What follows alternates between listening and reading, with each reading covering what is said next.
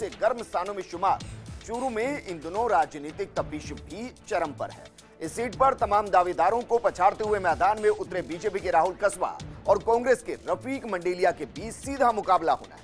अपने अपने पिता की राजनीतिक विरासत को लेकर आमने सामने खड़े हुए दोनों नेताओं पर सियासतदानों की नजरें भी टिकी हैं। वहीं पिता की राजनीतिक विरासत को कौन आगे बढ़ाने में कामयाब हो पाएगा, ये सवाल सियासी गलियारों में चर्चाओं के बाजार को गर्म कर रहा है। ये रिपोर्ट है।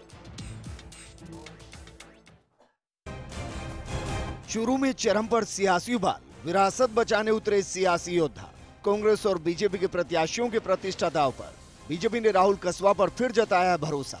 कांग्रेस ने खेला मंडेलिया कार्ड। राहुल के पिता राम सिंह कसवा रह चुके हैं 4 बार सांसद। रफी के पिता हाजी मकबूल मंडेलिया भी रह चुके हैं एमएलए।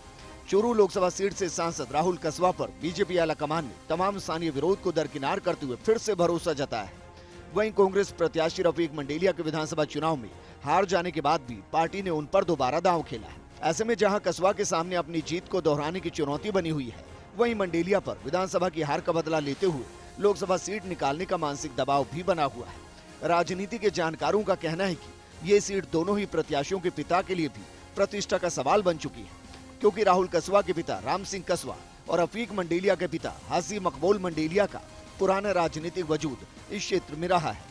यही वजह कि इस सीट पर जीत दर्ज करने के लिए दोनों प्रत्याशियों के सामने जितनी बड़ी राजनीतिक चुनौती है, उतनी ही बड़ी प्रतिष्ठा भी जुड़ी है। राम सिंह कसवा बीजेपी के वरिष्ठ नेता के साथ ही यहाँ से 4 बार सांसद भी रह चुके हैं। सूत्रों का कहना है कि राम सिंह कसवा की पीएम नरेंद्र मोदी से नजदीकी होने के कारण ही बेटे राहुल कसवा दोबारा टिकट हासिल करने में कामयाब रहे, जबकि उनके टिकट को लेकर शुरुआत से ही इस सीट पर विरोध का आलम बना हुआ था। यही स्थिति कांग्रेस प्रत्याशी रफीक मंडेलिया के साथ भी है। रफीक के पिता हाजी मकबूल वर्तमान में प्रदेश कांग्रेस के उपाध्यक्ष हैं। साथ ही वो चूरू से एक बार विधायक होने के साथ ही जिला अध्यक्ष भी रह चुके हैं। उन्हें सीएम अशोक गहलोत का नजदीकी भी माना जाता है।